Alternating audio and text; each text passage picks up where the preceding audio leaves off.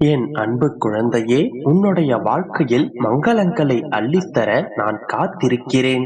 விரைந்து வந்து நிறைவாக பெற்றுக்கொள். இதுவரை உன்னுடைய வாழ்க்கையில் வந்த கர்ம வினைகளின் பலன்களையும் சோதனைகளையும் துன்பங்களையும் கஷ்டங்களையும் பெற்றுக்கொண்டாயல்லவா?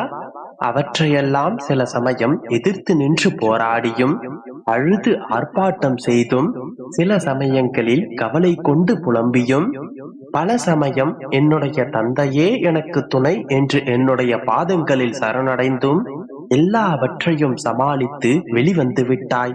இதோ உன்னுடைய வாழ்க்கையில் நீ பட்ட அத்தனை கஷ்டங்களுக்கும் பலனாக உன்னுடைய வாழ்க்கைக்கு தேவையான அத்தனை மங்களங்களையும் அள்ளி கொண்டு வந்துள்ளேன்.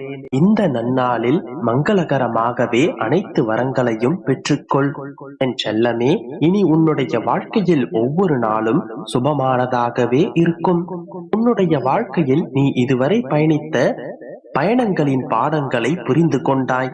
உன்னுடைய வாழ்க்கையில் நீ அனுபவித்து வந்த வழிகள் அனைத்தையும் நான் பார்த்து கொண்டுதான் வந்தேன். இதன் பிறகு உன்னுடைய வாழ்க்கையில் நான் நடத்தும் அற்புதங்களை நீ காண்பாய். நீ இப்போது அனுபவித்துக் கொண்டிருப்பதும் உன்னிடத்தில் இருப்பவை அனைத்தும் நான் உனக்கு ஆசீர்வதித்தது. இதனை நீ நன்றாக உணர்ந்து கொண்டாலே இதன் பிறகு உன்னுடைய வாழ்க்கையில் சுபமே உண்டாகும். உன்னுடைய வாழ்க்கையில் ஒவ்வொரு வினாடியும் என் மீது நம்பிக்கை உண்டாகத்தான் நீ செய்யும் எல்லா வேலைகளிலும் உனக்கு நான் உதவி செய்து கொண்டிருக்கிறேன். நீ அறிந்தும் அறியாமலும் நீ செய்யும் அனைத்து வேலைகளிலும் என்னுடைய உதவி நிச்சயம் இருக்கும். என்னை எப்படி ஆராதிக்க வேண்டும், அர்ச்சனை செய்ய வேண்டும் என்கின்ற விஷயத்தில் நீ குழப்பமடைய வேண்டாம். நான் உன்னிடத்தில் எதிர்பார்ப்பது உன்னுடைய தூய அன்பும் பக்தியும் மட்டும்தான். நீ எப்படி என்னை பூஜித்தாலும் அதை நான் முழு மனதோடு ஏற்றுக்கொள்வேன். நீ எனக்கு என்ன படைத்தாலும் அதை நான் சந்தோஷமாகவே உண்பேன். இந்த வழிமுறைகளும் விதிமுறைகளும் என்னுடைய செல்லப்பிள்ளைக்கு இல்லை. எப்படி நீ நினைக்கிறாயோ அப்படியே என்னை நீ வழிபடலாம். நான் எங்கும் எதிலும் எப்போதும் இருப்பேன். யார் என்னை எப்படி பாவிக்கிறார்களோ அப்படியே நான் இருப்பேன். என்னை கல்லாகவும் சிலையாகவும் நினைத்தால் நான் கல்லாகவே இருப்பேன். என்னை அப்பாவாக நினைப்பவர்களுக்கு நான் அப்பாவாகிறேன். விசுவாசம் இருக்கும் இடத்தில் தான் விசுவாசமாகவே நான் இருப்பேன். என்னை அப்பாவாக நினைக்கும் இடத்தில் ஆத்மார்த்தமாக அப்பாவாக நான் இருப்பேன். என்னுடைய பிள்ளையான உன்னுடைய வாழ்க்கையில் அனைத்து சுப நிகழ்ச்சிகளையும் நிகழ்த்தி வைக்க வேண்டியது இந்த அப்பாவின் கடமையாகும். இதன் பிறகு உன்னுடைய வாழ்க்கையில் எந்த தடைகளும் தடங்கல்களும் இன்னல்களும் வராமல் உன்னுடைய அப்பா நான் பார்த்துக் கொள்வேன். உனக்கு செய்ய வேண்டியதை தக்க சமயத்தில் சரியான நேரத்தில் நான் செய்வேன். விரைவில் உன்னுடைய வாழ்க்கையில் சந்தோஷம் களை கட்டப் போகின்றது. கவலையை மறந்து சந்தோஷமாக இரு என் செல்லமே. என் குழந்தையே, உனக்கு யாரேனும் தீமை செய்தால் அவர்களை பழிக்கு பழி வாங்க வேண்டும் என்று நினைக்காதே.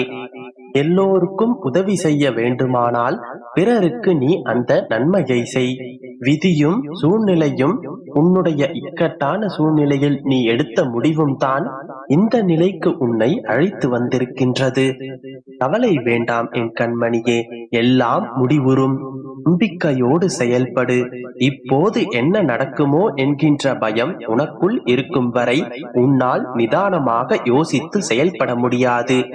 முதலில் நிதானமாக இரு. மனதில் அவசரத்துடன் எந்த வேலையை செய்தாலும் நிதானமில்லாமல் செய்தாலும் அந்த செயல் சிறப்பாக அமையாது. எல்லோரும் உன்னுடைய உள்ளத்தை காயப்படுத்தும் விதத்தில் நடந்து கொள்கிறார்களே என்று வருந்தாதே. உன்னுடைய தேவை புரியாதவர்களை நினைத்து அவர்களுக்காக நீ வருந்தாதே. உன்னுடைய மதிப்பு அவர்களுக்கு தெரிவதில்லை. நீ அவர்களை பற்றியே யோசித்து மனசோர்வு அடைந்து உன்னுடைய லட்சியத்தை நோக்கி பயணம் செய்வதையே மறந்து விடுகின்றாய். அப்படிப்பட்டவர்களிடத்திலிருந்து நீ சற்று விலகி இருப்பதே உனக்கு நல்லது. அவர்களுக்கு தீமை செய் என்று நான் கூறவில்லை. அவர்கள் உன்னை தேடி வரும் பட்சத்தில் உதவி செய். அமைதி இழந்து நிற்கும் உன்னுடைய வாழ்க்கை கூடிய விரைவில் நல்லபடியாக மாறும். நீ எதிர்பார்த்த நிம்மதியான வாழ்க்கை நிச்சயமாக பெறுவாய். என்னுடைய வார்த்தைகளின் மீது முழு நம்பிக்கை வைத்து செயல்படு. நான் இருக்கின்றேன். உனக்காக நான் வருவேன். இதுவரை கண்ணீரை மட்டுமே கண்ட நீ இதன் பிறகு உன்னுடைய வாழ்க்கையில் அற்புதங்களை காணப்போகின்றாய். இது என்னுடைய சத்திய வாக்கு. ஏன் பயப்படுகின்றாய்? தைரியமாக இரு. என்னை விரும்பி என்னையே நம்பியிருக்கும் பிள்ளைகளின் மீது என்னுடைய கவனமும் கண்காணிப்பும் எப்போதும் இருக்கும். அச்சத்தை தவிர என்னுடைய வார்த்தைகளை நம்பு. நான் இருக்கின்றேன் உனக்காக. இந்த உலகத்தில் எதுவுமே நிரந்தரமில்லை. பணம், பொருள், அதிகாரம், உடல்நிலை இது உனக்கு மட்டுமல்ல, இந்த உலகத்தில் இருக்கும் அனைவருக்குமே பொருந்தும். எல்லாம் குறிப்பிட்ட காலம் வரை மட்டுமே. என்றும் நிலையானது அன்பு மட்டுமே. இவ்வுலகம் என்றுமே இயங்குவது அன்பினால் மட்டுமே. அதனால் முடிந்த வரையில் பிறர் மீது அன்பு செலுத்து. உன்னுடைய உண்மையான அன்பு உன்னை சார்ந்தவர்களை நிச்சயமாக மாற்றும். நம்பிக்கையோடு இரு, நல்லதே நடக்கும். என் அன்பு குழந்தையே, ஏங்காதே என் கண்மணி, எல்லாம் சரியாகிவிடும். நீ பாசத்திற்காக ஏங்குகிறாய். அது உனக்கு கிடைக்காமல் போகும் போதும், நீ உதாசீனப்படுத்தப்படும் போதும், நீ அடையும் துன்பத்தை என்னால் சகித்துக் கொள்ள முடியவில்லை. நான் ஒன்றை கூறுகின்றேன், கவனமாக கேட்பாயா? ஆம் மகளே, உன்னுடைய ஏக்கம் எனக்காக மட்டுமே இருக்கட்டும். உனக்கு திகட்ட திகட்ட அன்பை பொழிய நான் இருக்கின்றேன். என்னுடைய அன்பு மட்டும்தான் உதாசீனப்படுத்தாத அன்பு. உன் மனதை திடமாக வைத்துக்கொள். இந்த உலகில் எதுவும் நிரந்தரமில்லை. யாருமே நிரந்தரமில்லை. இன்பத்தையும் துன்பத்தையும் சமமாக பார்க்க கற்றுக்கொள். இன்பத்தை கண்டு பரவசப்படாமலும், துன்பத்தை கண்டு மிகவும் துவண்டு போகாமலும் உன்னை சமநிலையில் வைத்துக் கொள்ள பழகிக்கொள். நீ இழந்தது எதுவாக இருந்தாலும் அது ஒரு நாள் நிச்சயம் உன்னை வந்து சேரும். ஆனால் நீ இப்போது இருக்கும் மனநிலையில் அப்போதும் இருப்பாய் என்றுதான் சொல்வதற்கில்லை. இப்போது நீ எண்ணி எண்ணி ஏங்கிக் கொண்டிருக்கின்றாயே, அந்த ஒன்றிற்காக அழுது புலம்பிக் கொண்டிருக்கின்றாயே. நீ இப்படியே எவ்வளவு காலம் புலம்பிக் கொண்டே இருக்கப் போகிறாய் என்று உன்னால் சொல்ல முடியுமா? ஒரு சில நாட்களில் உனக்கு உண்மை புரிய வரும். எது இங்கு நிரந்தரம், எது இங்கு நிரந்தரம் இல்லை என்பது உனக்கு புரிய வரும். சில முகமூடிகள் கிழியும் தருணம் வரும். யாரிங்கு உண்மையானவர்கள், யாரிங்கு போலி என்பதெல்லாம் உனக்கே புரிய வரும். உன் மனநிலையில் அப்போது ஒரு மாற்றம் வரும். அதன் பிறகு நீ அழுது புலம்ப மாட்டாய். கண்ணீர் விட்டு கொண்டு அமர்ந்திருக்க மாட்டாய். எல்லாவற்றையும் ஏற்றுக்கொள்ளும் மனப்பக்குவம் உனக்கு வந்திருக்கும். பக்குவம் வந்த பிறகு உன்னிடம் கண்ணீர் இருக்காது. இந்த காலம் எல்லாவற்றையும் மாற்றிவிடும். அப்போது உனக்கு யாருடைய ஆறுதலும் தேவைப்படாது. நீ பார்க்கும் பல பேருக்கு ஆறுதல் கூறும் அளவிற்கு நீ பக்குவப்பட்டிருப்பாய்.